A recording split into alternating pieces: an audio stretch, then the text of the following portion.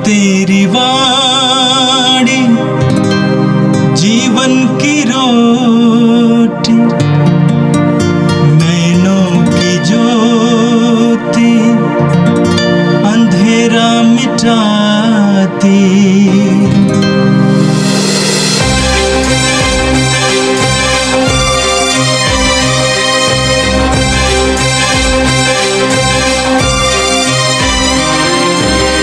प्रभु तेरी वाणी जीवन की रोटी, नैनों की ज्योति अंधेरा मिटाती। प्रभु तेरी वाणी जीवन की रोटी, नैनों की ज्योति अंधेरा मिटाती। वाणी वाणी वाणी वाणी वाणी पवित्र है, शाश्वत है, जीवन का मन्ना है। 25 नवंबर बृहस्पतिवार। पहला पाठ नबी दानियल का ग्रंथ, अध्याय 6, पद संख्या 12 से 28 तक। कुछ लोगों ने दानियल के यहाँ पहुँचने पर उसे अपने ईश्वर से प्रार्थना और अनुनय विनय करते पाया।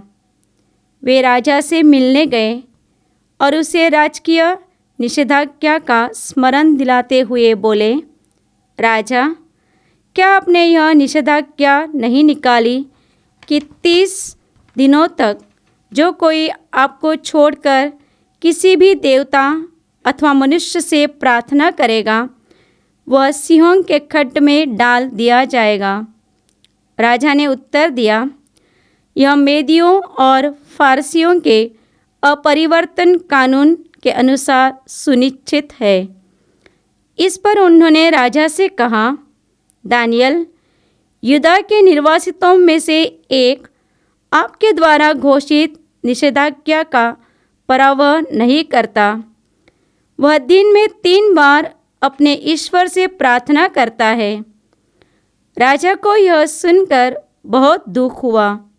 उसने दानियल को बचाने का निश्चय किया और सूर्यास्त तक कोई रास्ता खोज निकालने का प्रयत्न किया, किंतु उन लोगों ने यह कहते हुए राजा से अनुरोध किया, राजा, स्मरण रखिए कि मेदियों और फारसियों के कानून के अनुसार राजा द्वारा घोषित कोई भी निषेधाज्ञा अथवा आदेश अपरिवर्तनीय है।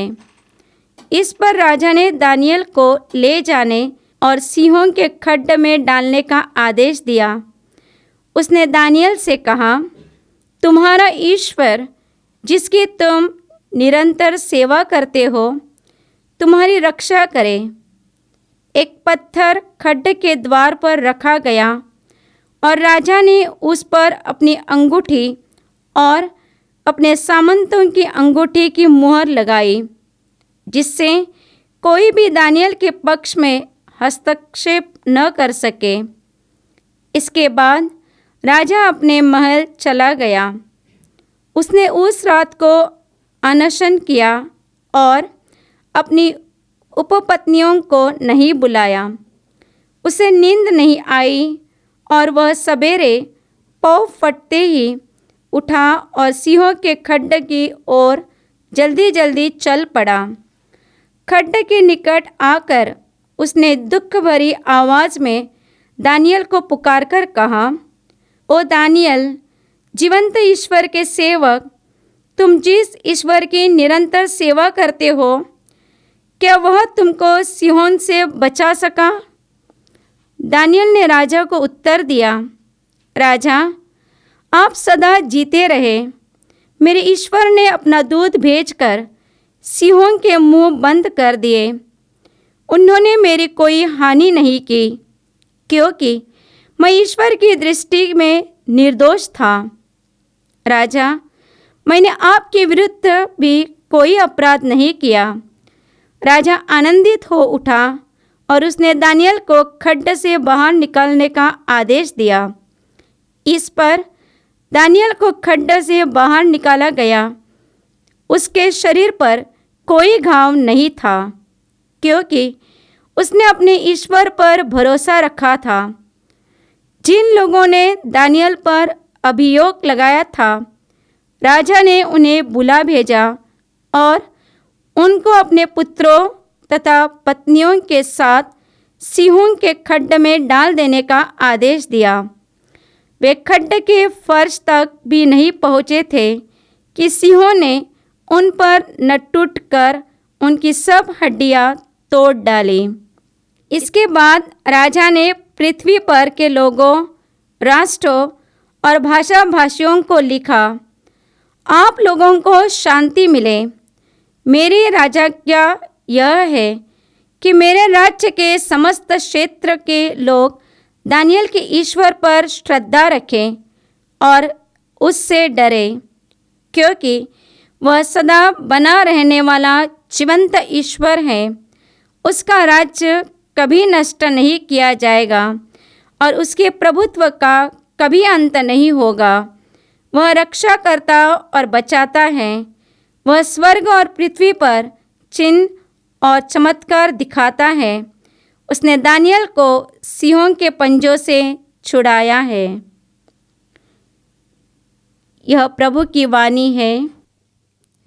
संत लूकस के अनुसार पवित्र सुसमाचार अध्याय 21 पद संख्या 20 से 28 तक यीशु ने अपने शिष्यों से ये कहा, जब तुम लोग देखोगे कि यरूशलेम सेनाओं से घिर लगा है, तो जान लो कि उसका सर्वनाश निकट है। उस समय जो लोग यहूदिया में हो वे पहाड़ों पर भाग जाए, जो यरूशलेम में हो वे बाहर निकल जाए, और जो देहात में हो वे नगर में ना जाए, क्योंकि वे दंड के दिन होंगे। जो कुछ लिखा है वो पूरा हो जाएगा। उनके लिए शोक जो उन दिनों गर्भवती अथवा दूध पिलाती होंगी, क्योंकि देश में घोर संकट और इस प्रजा पर प्रकोप आ पड़ेगा। लोग तलवार की धार से मृत्यु के घाट उतारे जाएंगे। उनको बंदी बनाकर सब राष्ट्रों में ले जाया जाएगा और यरूशलेम गैर यहूदी राष्ट्रों द्वारा तब तक रौंदा जाएगा जब तक उन राष्ट्रों का समय पूरा न हो जाए। सूर्य, चंद्रमा और तारों में चिन्ह प्रकट होंगे। समुद्र के गर्जन और बाढ़ से व्याकुल होकर पृथ्वी के राष्ट्र व्यथित हो उठेंगे। लोग विश्व पर आने वाले संकट की आशंका से आतंकित होकर निष्प्राण हो जाएंगे, क्योंकि आकाश की शक्तियां विचलित हो जाएंगी। तब लोग मानव पुत्र की अपार सामर्थ्य और महिमा के साथ बादल पर आते हुए देखेंगे। जब वे बातें होने लगेंगे तो उठकर खड़े हो जाओ और सिर ऊपर उठाओ, क्योंकि तुम्हारी मुक्ति निकट है। यह प्रभु का दिव्य सुसमाचार है। क्रिस्त प्रभु की जय। भाई और बहनों, आज का प्रथम पाठ दानियल के ग्रंथ से हमने सुना है। आज के पाठ में हम पढ़ते हैं, दानियल यहूदी है, परंतु ये अभी बाबिलोनिया में कैदी के रूप में गए थे, परंतु ईश्वर के आशीष कृपा से वे वहाँ के महान नेता बन गए थे। राजा का सलाहकार, जैसे यूसुफ मिस्र देश में बंदी बनकर गए थे, गुलाम बनकर गए थे, बेचे गए थे, परंतु ईश्वर की कृपा से वे वहाँ तक पहुँच गए। वहाँ का चीफ मिनिस्टर के प्रधानमंत्री के रूप में, राजा के मंत्री के रूप में नियुक्त किए गए थे। इसी तरह दानियल के साथ भी हो रहा है। दानियल राजा दारूस, हिंदी में धारा लिखा है, तो दारियुस के सलाहकार के रूप में था। दारियुस ने उसको अपने राज्य के 3 प्रमुख सलाहकारों के रूप में स्थान दिया था। आज सोच रखा था इस सबों का उनको चीफ बनाइए, उनको प्रधानमंत्री के समान पदवी दे। पूरे राष्ट्र को उन्होंने कई क्षत्रपों का 120 क्षत्रपों के अधिकार में बांट दिया था और ये 120 क्षत्रपों के ऊपर 3 अध्यक्षों को नियुक्त किया, उनमें से एक दानियल था। और राजा सोच रहे कि दानियल को इन तीनों का ऊपर अधिकार दे। ये बात लोगों के कान में भी पड़ा, दानियल के सहयोगियों के कान में भी पड़ा। सत्ता के भूख लोग जो सरल है, कोमल है और जो पवित्र हैं, जो ईमानदार है, ऐसे अधिकारियों के खिलाफ हो जाते हैं। इसी तरह दानियल के भी खिलाफ ये लोग सोचने लगे। उन लोगों ने षड्यंत्र रचकर दानियल को फंसाने की और उनको मगान संकट में देने की, राजा से अलग करने की उन्होंने षड्यंत्र रचा। और राजा से जाकर कहा, राजा आप राजा आज्ञा निकाले जिसके अनुसार आने वाले 30 दिन के लिए कोई भी और देवताओं की पूजा नहीं करेंगे। राजा आज्ञा लगा 30 दिनों तक जो कोई आपको छोड़कर किसी भी देवता अथवा मनुष्य से प्रार्थना करेगा वह सिंह के खट में डाल दिया जाएगा। कि राजा आज्ञा निकाला था और दानियल के विरोधियों ने राजा के पास आकर ये कहा और कहा कि मेदियों और परसियों की राजा आज्ञा अपरिवर्तनीय है, क्योंकि पारसी और पर्शिया के लोग और मीडिया के लोग अपने राजा को ईश्वर का अवतार मानते थे। इसलिए राजा ने जो आज्ञा निकाला है उसमें कोई परिवर्तन नहीं होगा, वो चालू होगा, उसके अनुसार सब कुछ होगा। ये राज आज्ञा दानियल के शत्रुओं ने राजा से निकवाला था ताकि दानियल को फंसाए। दानियल यावे के उपासक थे। हर दिन 3 बार वे यरूशलेम की ओर मुड़कर घुटनों में टेक कर प्रार्थना करते थे और सबों के सामने करते थे।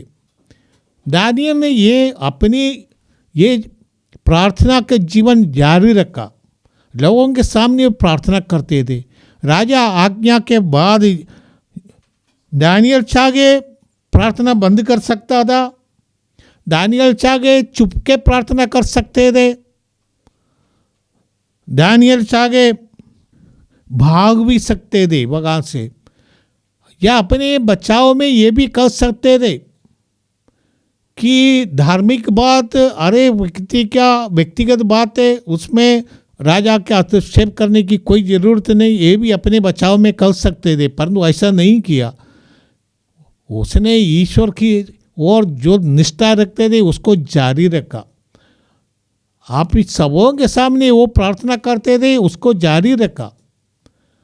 तब दानियल के शत्रु ने राजा के पास जाकर कहा कि देखिए दानियल आपकी उपासना नहीं करते, दानियल यरूशलेम की ओर मुंह फेर कर यावे की उपासना करते हैं। इसलिए आपके राज्य आज्ञाओं के अनुसार दानियल को सिंह के घट में डालना है और सिंह के जो भूखे रहते हैं उनके घट में डालेगा तो मर जाएंगे, खाएंगे सिंह को। ये लोग जानते थे और इसलिए दानियल का सर्वनाश करना चाहते थे। दानियल ने सोचा विपत्ति की इस घड़ी अपनी सुरक्षा ईश्वर के हाथ में है। जिस ईश्वर की वो उपासना करते आए हैं अपनी पूरी जिंदगी, वो ईश्वर पर श्रद्धा रखने वाले, ईश्वर जो चाहे मेरे साथ हो जाए, इसलिए वो डरता नहीं।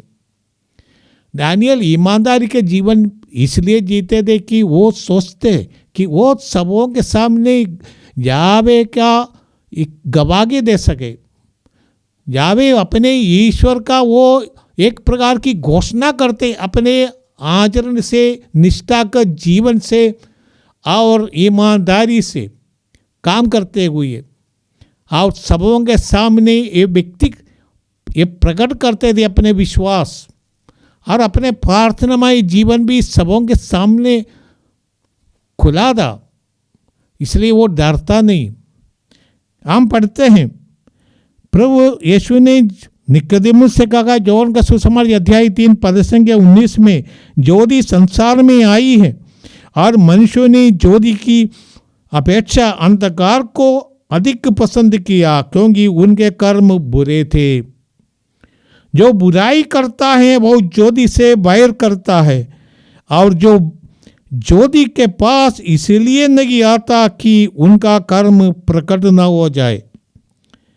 अंधकार बुराई के सामने ज्योति अधिक चमकते हैं और जो व्यक्ति ईश्वर से जुड़े हैं वो अंधकार से डरता नहीं। यही दानियल के साथ भी हुआ था। दानियल ने अपनी ईश्वर के प्रति निष्ठा को जारी रखा और जितने भी वह सिंह के घट में डाले गए फिर भी दानियल डरे नहीं। दानियल राजा आज्ञा के अनुसार, जैसे आज के पाठ में हमने पढ़ा, दानियल को बचाना चाहते थे परंतु नहीं बचा पाया क्योंकि राजा आज्ञा को वो परिवर्तित नहीं कर सकता था। इस कारण राजा ने दानियल को ले जाने और सिंह के गड्ढे में डालने का आदेश दिया। उसने दानियल से कहा, तुम्हारा ईश्वर जिसकी तुम निरंतर सेवा करते हो तुम्हारी रक्षा करे। यह राजा की इच्छा प्रार्थना भी है और ईश्वर ने दानियल की रक्षा की। पूरे रात वे सिंह के गड्ढे में रहे और उनके साथ सिंह ने कुछ नहीं किया। सवेरे होते होते राजा जाते हैं और कहते हैं कि दानियल जीवन ईश्वर के सेवक, तुम जिस ईश्वर की निरंतर सेवा करते हो क्या वो तुमको सिंह से बचा सका? दानियल ने कहा, जी मेरा ईश्वर राजा, मेरे ईश्वर मुझे बचाया है। और वे मुक्त हो गए सिंह के गड्ढे से और राजा ने उन दोषियों को सिंह के गड्ढे में डाल दिया। ना तो केवल उनको, उनके बच्चों को, उनके बीवी बच्चों को, सबों को, उनके पूरे परिवार को सिंह के गड्ढे में डाल दिया। हम ये याद रखें कि हमारे ईश्वर सदा हमारे साथ है। आज के सुसमाचार में प्रभु हम पाठ पढ़े हैं लूकस के सुसमाचार से, जिसमें यीशु भविष्यवाणी करते हुए विश्वासियों को, यहूदियों को समझाते हैं।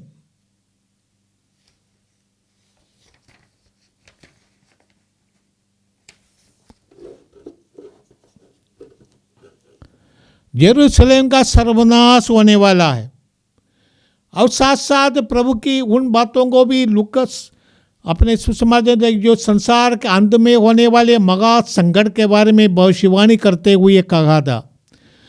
मार्कुस ने ये दोनों एक साथ लिखा, लूकस ने एक बाद दूसरा लिखा है।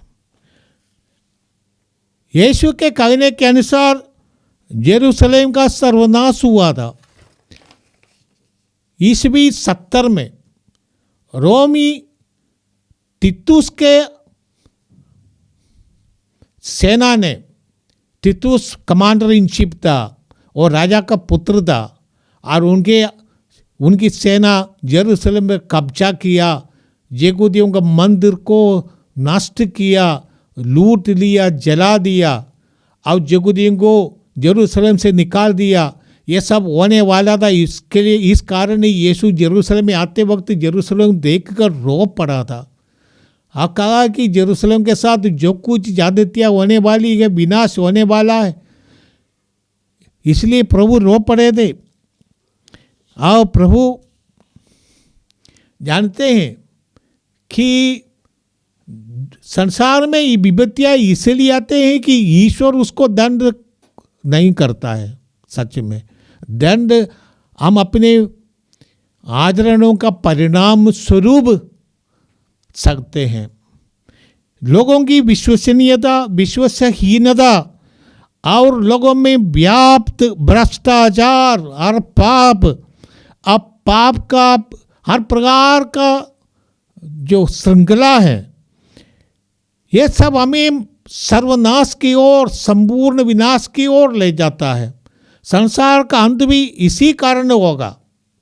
लोगों के पाप का परिणाम के रूप संसार में कष्ट संकट आते हैं। यद्यपि हमारे लिए दंड का दिन है। प्रभु कहते हैं विश्वासियों को ये दिन, विशेष करके संसार के अंत का दिन, उस दिन प्रभु कहते हैं तुम उठ खड़े हो जाओ और सिर ऊपर उठाओ। सिर ऊपर उठाना, उठ खड़े होना, इसका अर्थ है कि न्यायकर्ता आ रहा है और हम सम्मान के साथ उनका स्वागत करते हैं। हमारे लिए डर का समय नहीं, महिमान्वित होने का समय है, मुक्ति का समय है। इसलिए प्रभु हमसे कहते, बहुत हजारों की संख्या में विश्वासी मारे गए लोगों के सामने, ये उन्होंने दुख सहा, सर्व कुछ उनका नष्ट किया गया, उनके साथ ज्यादतियां की गई, उनका प्राण निकाला, क्रूस पर चढ़ाए गए। इस सब का परिणाम होगा संसार के अंत में। सब प्रकार की अंधकार फैलेगा, परंतु ये सब हमारे लिए, विश्वासियों के लिए, ईश्वर पर श्रद्धा रखने वाले लोगों के लिए विनाश का समय नहीं, ये न्याय का समय है। प्रभु यीशु ने जो भविष्यवाणी की, नबियों ने भी ये पहले से कहते आए हैं, हर प्रकार का कष्ट आएगा। इसलिए हमें सावधानी से अपनी जिंदगी निभाना है। इसलिए हमें सावधानी से अपने जीवन को ऐसा करना, जैसे प्रभु ने कहा 10 कुमारियों का दृष्टांत प्रभु ने मत्ती के सुसमाचार 25 में कहा है। उसमें 5 समझदार थे, उसने कुप्पी में तेल लिया, वो सतर्क थे। हमें भी इसी तरह हमारे जीवन में, हमारे जीवन का अंत की सामना करने के लिए अपने को तैयार रखना है।